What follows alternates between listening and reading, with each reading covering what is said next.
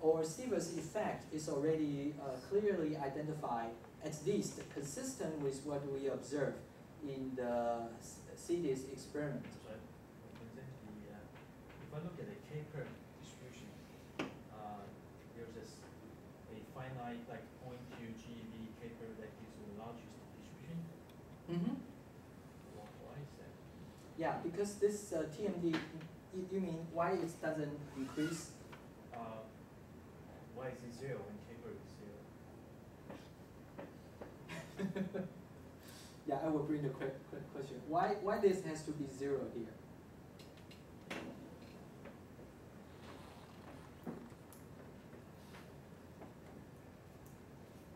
Is that it? Why does, for example, Siever's function or the Bohr-Moder function, is that has to be 0 as the KT equal to 0 or QT equal to 0? In principle, otherwise, I mean, it depends also what is 0.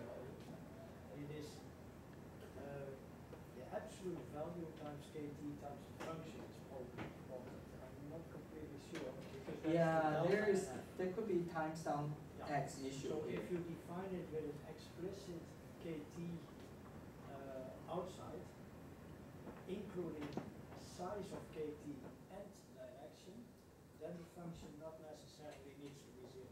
Okay. But if you, like in this delta n convention of Mauro-Lanzarino, he takes the factor of KT into that function, and then it's automatically 0. Okay. Yeah, there is a two convention in this TMD stuff. Yeah. Is that okay? So this function is essentially KT times the what I call H1 term. Oh, okay. Okay. And also there's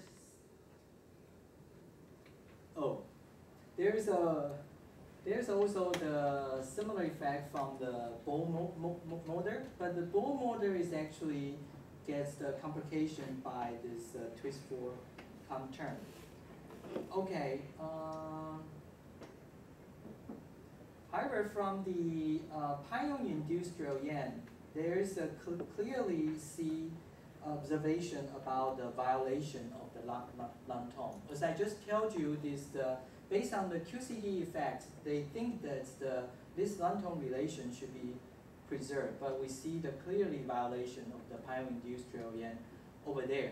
And currently, I think that in general, people taking has the consensus is actually by introduce this hydronic effect, which is the correlation between the transverse momentum and intrinsic spin. That was the Bohr-Moder function. Indeed, we can explain this violation of the Lantone over there. But what was the basis for the Lantone relation? What is the base? I mean, why is Lantone relationship taken seriously? Yeah, because there was based on perturbed QCD calculation on the leading order perturbed QCD. It's a proof this relationship should hold. And even people go to the next leading order, they find this effect is still okay. This is still very minor. Yeah. So it's what does it mean? It should be satisfied at any scale, or right, in terms of if you take into account the QCD effect in the angular distribution of the Drell-Yan. This is something solid in terms of the QCD is that a protection. property of the bottom distribution? No. Depend on scale? Scale. Sorry, I don't know I don't. As far as I know, there is no scale. No worry on the scale. I'm just saying that bottom distribution will be wrong, but you have those parameters, right? Rho and something. But that is the angular distribution. That is how the final state will be modeled. The angular distribution of the dilepton. I'm just trying to understand whether it's a serious violation of QCD prediction, or you shouldn't take the perturbative calculation seriously. You mean, should we take the QCD prediction seriously? I'm questioning whether you are using the relation wrong place. If that is the case, then you shouldn't be too serious about it. No, no, I If don't that think is a so. strict prediction of QCD, but you see a violation that my IQC is wrong, then it will be serious. Yeah, of course, in that QCD, they don't, for example, they didn't consider this kind of correlation effect. Is a they just very naive, like this quark taken out from the hadron, and this quark can of course interact with the gluon over there. But right now, it's actually the quark when the transverse momentum and its own spin is actually have some additional correlation. Of course, this kind of effect is not taken into account in deriving the Lantone.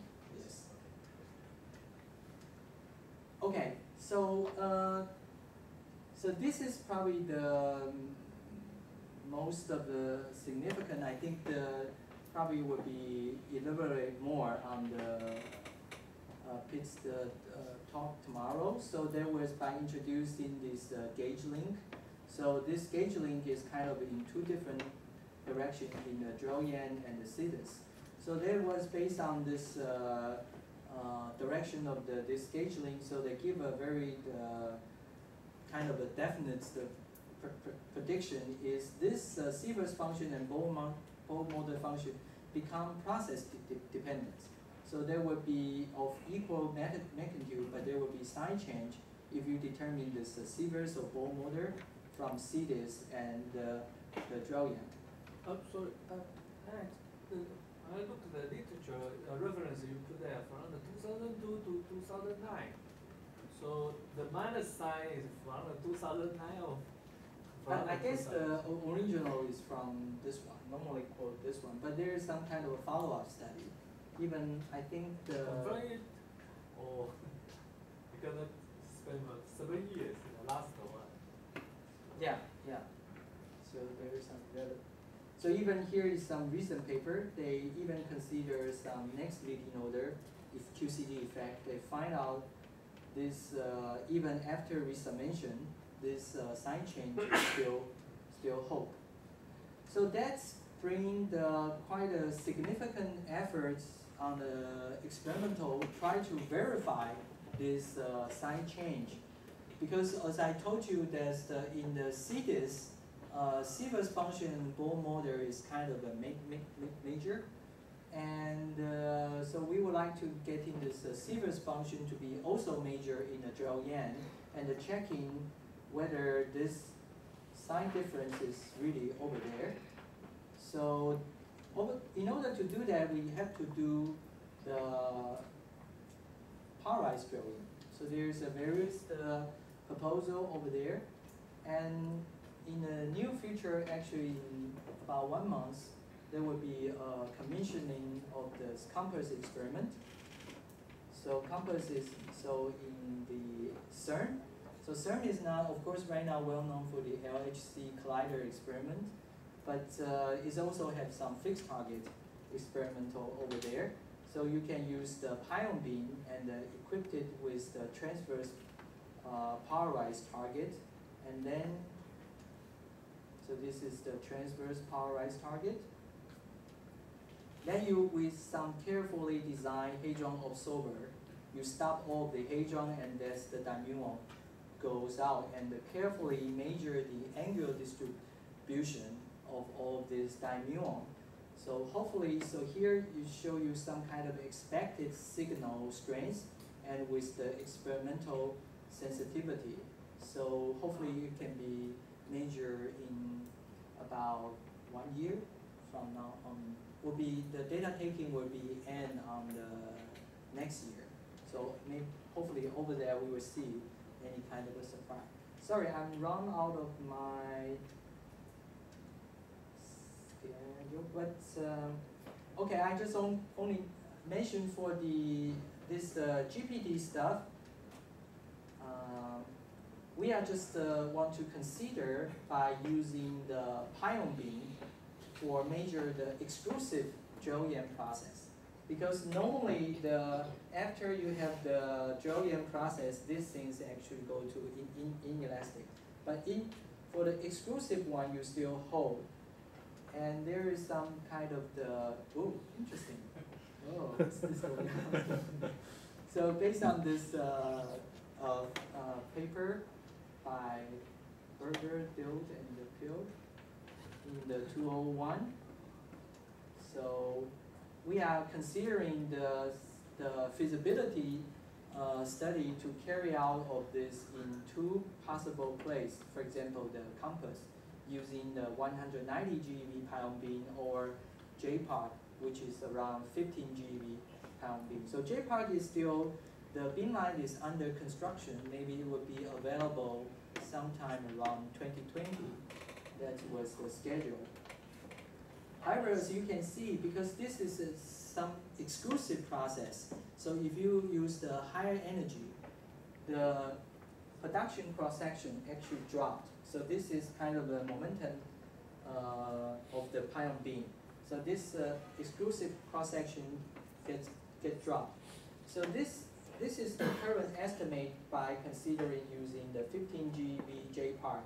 So the production cross-section is already not that high. It's about 5 picobarn. And if we go to the CERN 190, it would be one order of magnitude less. It's around 0.6 picobarn.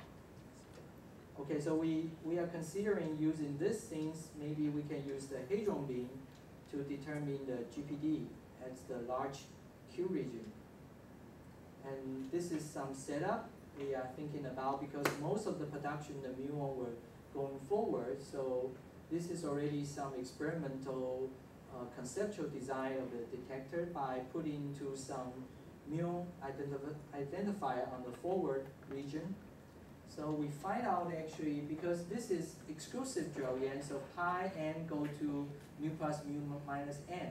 So this is, for this exclusive drop process, as long as we identify the mu plus and the mu minus here, we can require the energy momentum conservation and checking the missing mass of this.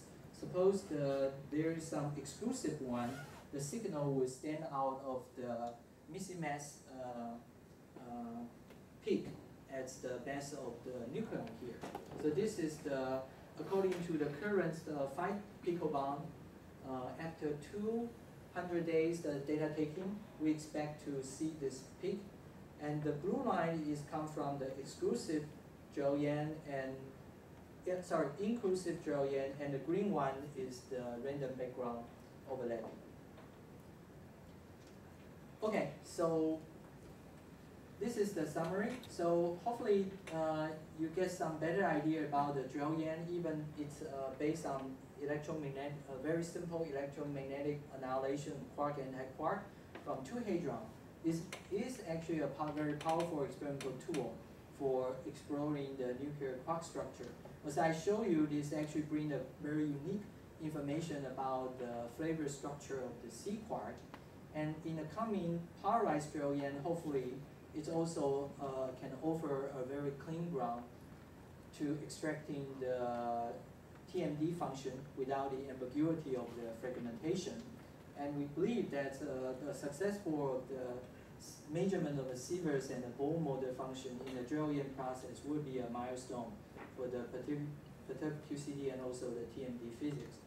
And we also consider the feasibility about carrying out the exclusive meso-induced Drell-Yan. So it would be a complementary way in determining the GPD other than the DVCS and DVMP process. Thank you for your attention.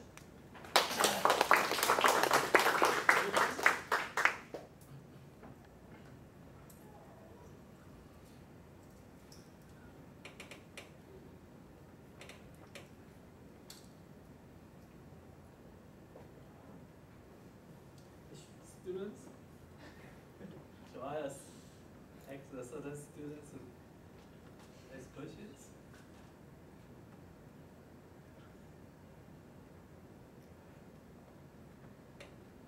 It shouldn't too hard, right? I just make a very general introduction. I think you know even better.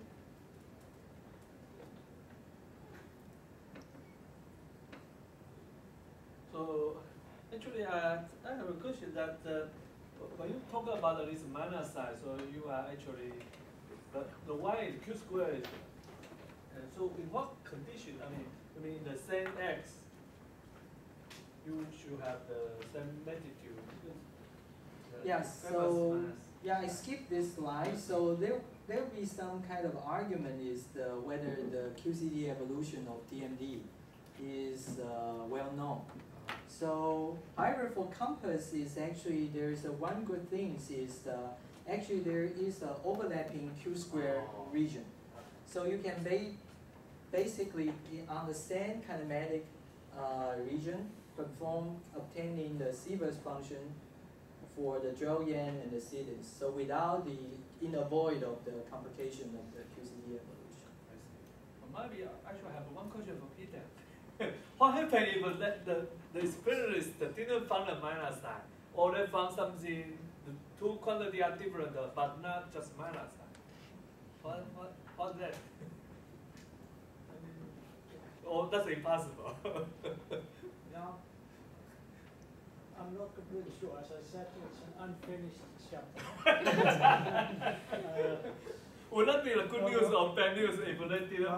They found something other than a minus? First of all, I mean, we also know in many of these experiments, and that's good that there's overlapping regions and different kinematics, because you have to know sort of that you're in the scaling region, etc. also for all of these processes, so that there's, for instance, not other contributions, because always contributions happen. There's twist contributions. So, but if you really at some point get would be able to see this asymmetry is, as far as scaling is concerned, can be attributed to this function multiplying that function. I think if you are at that level, that you can reliably do that, and that then the sign doesn't show up, there is something strange going on. I mean, it would be too hard to say QCD is wrong or so, but certainly our treatment of these things,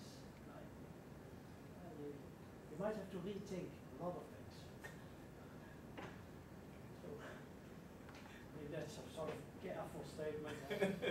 So when we will know the result for this? Yeah, I think according to the schedule is we were taking the commissioning will start in the mid-October this year. Actually, Jia Yu, she's the grad student involved in this project. So the schedule we will have the data taking until the next year, and however, we are not completely sure whether the statistic is really good enough, because there's when you're making the estimate, there's still some uncertainty. So, but hopefully then because later on there will be DVCS run inside the campus another year for the DVCS. Then if the statistics is not good enough, then we might get another year later. So hopefully that don't mean Jia Yu has to be wait until then. Yes, I'm sorry. If at some point you say, you now seem to find something spectacular, strange, or wrong, or disagreement, these experiments overlap in the kinematic region, that's fine. But how in time? I mean, if the one that finds something that the other disagrees, is there still time to go back? Go back to the cities? Yeah, but so suppose... Cities, the data is already no, but there. in time, some of these things are not in the... I mean, you say in Compass, Panda, in the J-Park, you find lots of experimental results. But they are not, maybe not overlapping in time. You mean for J-Park? Sorry, you mean Compass? You also mentioned Panda in one of the experiments. Yeah, so for the J-Park, there was on the very preliminary stage. So, and the J-Park purpose for J-Park is mainly for this GPT stuff. So there was exclusive thing. So there was... That's not contributed to the sign in any... No. The sign is mainly, will be on the compass. Sorry for that confusion. No. Okay, good. So that's no any other questions, that's the same speaker. Thank you.